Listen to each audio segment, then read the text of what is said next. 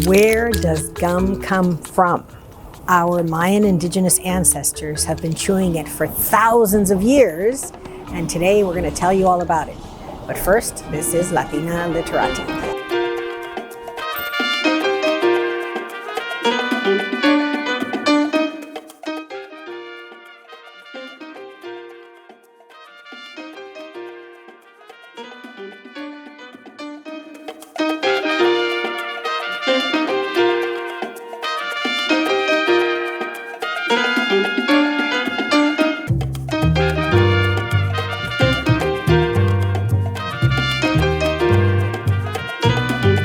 Thousands of years ago, our Maya ancestors learned that the Chico Zapote tree had a resin that when chewed actually did away with hunger and thirst. And so for thousands of years, our Mayan ancestors have been strategically cutting the tree and getting the resin, boiling it, and then preparing a chewable substance.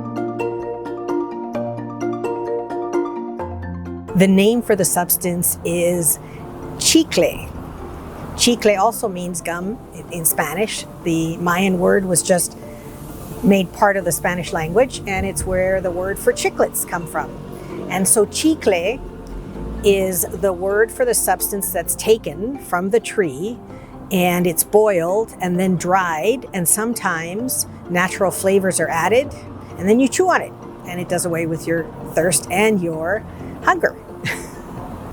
The bark of the tree is strategically cut on either side, as the chiclero, the man who climbs the tree, strategically cuts on either side. The resin then drips all the way down. It's collected at the bottom, and then it is boiled, and the chiclero has to stir for an hour continuously.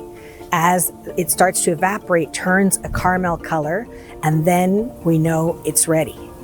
So when the chicleros have the machetes, the special knives that are used to cut the trees, when they're up there, they are holding on with their feet. They may have something holding on in the middle, and they have very sharp knives in their hands. So they can't attend to things like little flies. And so there are these flies that lay their eggs in the ears of people, and then their larvae eat it away. So it was said 100 years ago, 150 years ago, when the chicleros would come in, they would recognize them because they were men with a lot of gold, because chicle was very valuable, but no ears. The ears had been eaten away by these little flies.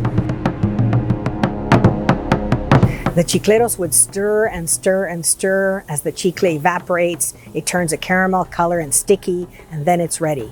They would pour it into bar shapes and then take it out to the landing strip, because buyers would fly in, they would take the bars, pay the chicleros in cash, and then leave with the chicle to far off lands like Mexico City and the US with this valuable substance that then would be sold for gum. It was very dangerous for the chicleros to be cutting and collecting the edible treasure from the Chico Zapote tree in Petén, Guatemala, and throughout the regions of our Mayan ancestors. Very dangerous. Many never returned, but those that did are some of the founding families of the area of Petén, Guatemala, because it was indeed the jungle, very dangerous. You had jaguars and snakes and all sorts of things in the jungle. The wealth that the chicleros gained by this edible treasure was really the bastion of the economic activity in the Petén. You had restaurants and bars and other things that served the chicleros well, and many of their families went on to build homes and start towns throughout the Petén area. But how does this gooey substance from the Chico Zapote tree in the jungle arrive to North America? Well, General Santa Anna, of losing half of Mexican territory fame in the Mexican-American War, happened to be in New York and met a man by the name of Adams. And Adams was an inventor, and they thought they could sell the resin to the tire companies. Goodyear had just been established, and they said, hey, this is sticky, just like rubber. But it didn't work. And eventually, Adams allowed, or Wrigley took the formula that Adams had started to sell. Adams had started adding licorice flavor and was selling the substance as gum. And then Wrigley took it and added all sorts of flavors. And that's where we get the gum that we chew today. And now for my favorite part of the video, the book recommendations.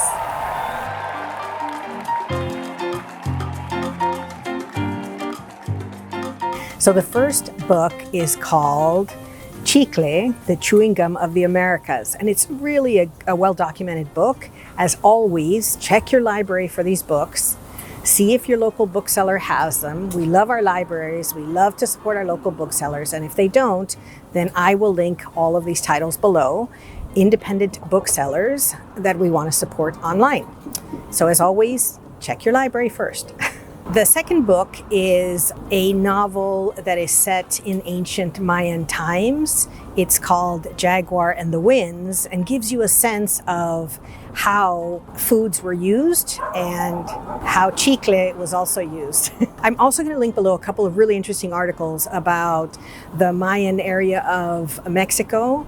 So you have Campeche, Quintana Roo, the Yucatan, all of those areas that are traditionally Mayan areas also, of course, have the chico zapote tree and the resin that has been used by our Mayan ancestors for thousands of years. So I'll link a couple of articles below because I thought it was really fascinating to kind of look at the perspective. I think in Mexico, the tree is called sopadilla. Maybe that's modern Spanish as opposed to the traditional Mayan word for chico zapote.